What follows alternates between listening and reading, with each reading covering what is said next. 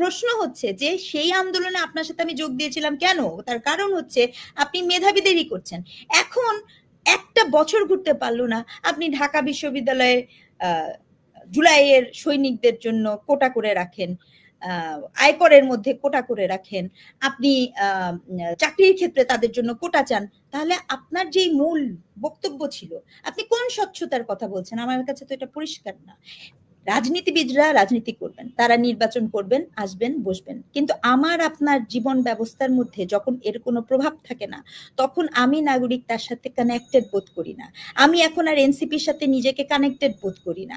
কারণ কি, এই যে বাজেট হয়েছে, আমি আই উইশ এখন তো আমাদের মনে হয় এখানে না এসে ওখানে বসে নোবেল পাওয়ার জন্য আমরা চেষ্টা করলে লাভ হতো, তাহলে আয়কর থেকে একটু ছাড় পেতে পারতাম। আমাদের জীবনের কোনো মান পরিবর্তন হয় নাই। দেখেন হাসিনা পা, আমরা তো এই দেশটাতে বসবাস করি, আমরা যেহেতু বাংলাদেশে আছি, এখানে মঞ্জু স্যারও আছেন, উনিও বলবেন যে আমরা কিন্তু অনেক কিছু বুঝি, অনুভব করি যে কোথা থেকে কোথায় যাচ্ছে। আমাদের বলতে কিন্তু কোনো দ্বিধা নাই।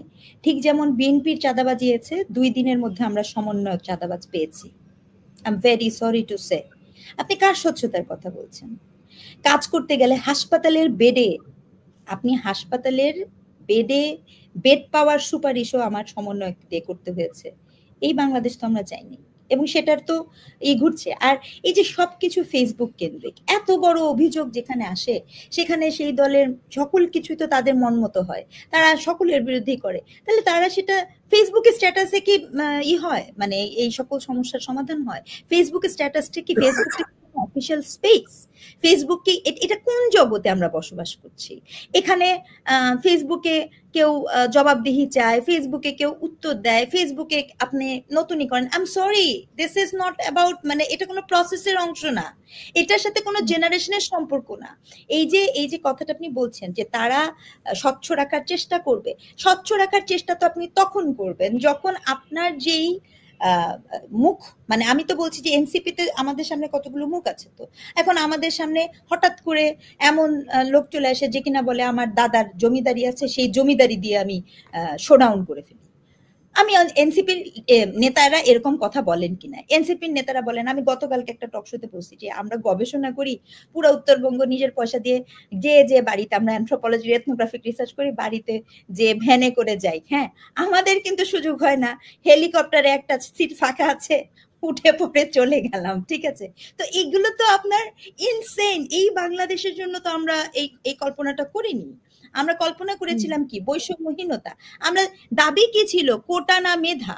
আচ্ছা, কোটা না মেধার দাবিতে এখন যেই মুক্তিযোদ্ধাদের, আমার নিজের বাবা, আমার চাচা, আমার ফ্যামিলিতে মুক্তিযোদ্ধা আছেন, তারা তো কখনো ফিলই করেন নাই যে আমি মুক্তিযোদ্ধার সার্টিফিকেটটা নিয়ে ওটা বিক্রি করব। প্রশ্ন হচ্ছে যে সেই আন্দোলনে আপনার সাথে আমি যোগ দিয়েছিলাম কেন? তার কারণ হচ্ছে আপনি মেধাবীদেরই করছেন।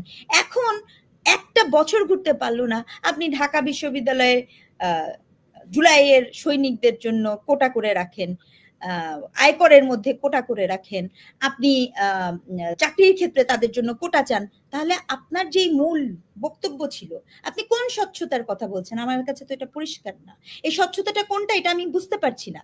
এটা যে এক, আর দুই, যেই অবস্থাতে আপনি যাচ্ছে, এই সরকার ব্যবস্থা যা কিছু, এটা তো খুব ক্লিয়ারলি, ভিভিডলি এক ধরনের স্নেহ পরায়ণতা বলি সুন্দর ভাষায়, আর আরো একটু জটিল করে বলবো, আপনি তো একটা ফেভারিটিজমের চর্চা কন্টিনিউস করে যাচ্ছেন। আপনি আপনার যে প্রধান উপদেষ্টা আছে, প্রধান উপদেষ্টা জাপানে যে উনি যে বললেন যে একটি মাত্র দল, সেখানে কেবলমাত্র নিবন্ধিত 52টি দল সেটাই করে, এবং আপনি দেখতে পেলেন যে ওখানে অন দ্য কন্ট্রারি মাত্র 3টা দল। 3টা দল কি? এনসিপি, জামাতে ইসলাম, ইসলামিক আন্দোলন বাংলাদেশ। এই 3টি দলের নির্বাচন নিয়ে জটিলতা। শুনেন, রাজনীতিবিদরা রাজনীতি করবেন, তারা নির্বাচন করবেন, আসবেন, বসবেন, কিন্তু আমার আপনার জীবন ব্যবস্থার মধ্যে যখন এর কোনো প্রভাব থাকে না, তখন আমি নাগরিক তার সাথে কানেক্টেড বোধ করি না। আমি এখন আর এনসিপির সাথে নিজেকে কানেক্টেড বোধ করি না। কারণ কি, এই যে বাজেট হয়েছে, আমি আই উইশ এখন তো আমাদের মনে হয় এখানে না এসে ওখানে বসে নোবেল পাওয়ার জন্য আমরা চেষ্টা করলে লাভ হতো, তাহলে আয়কর থেকে একটু ছাড় পেতে পারতাম। আমাদের জীবনের কোনো মান পরিবর্তন হয় নাই, আমাদের কোনো কিছুতেই কোনো পরিবর্তন হয়নি। তখনও আমরা আপনার এই টেবিল টক শোতে যেভাবে কথা, অনেকে আবার বলে এতদিন কি কথা বলতে পারছিলেন, তারা হয়তো বা শুনলেন না, কিন্তু আপনি তো জানেন তখনও আমরা এভাবে কথা বলেছি। এখন কত বছর ধরে কথা বলে যাচ্ছেন। এখানে যারা আছেন আপনিও বলেছেন, ওনারাও বলেছে, আমরাও বলে গেছি। কিন্তু তারা বলে যে আমরা কথা বলার সুযোগ করে দিয়েছে তারা এখন। আ না, ধন্যবাদ স্যার। কথা বলার সুযোগ করে দেওয়া না। ব্যাপারটা যেটা হয়েছে যে আসলে কি কথা তো বাক স্বাধীনতা, ফ্রিডম অফ এক্সপ্রেশন।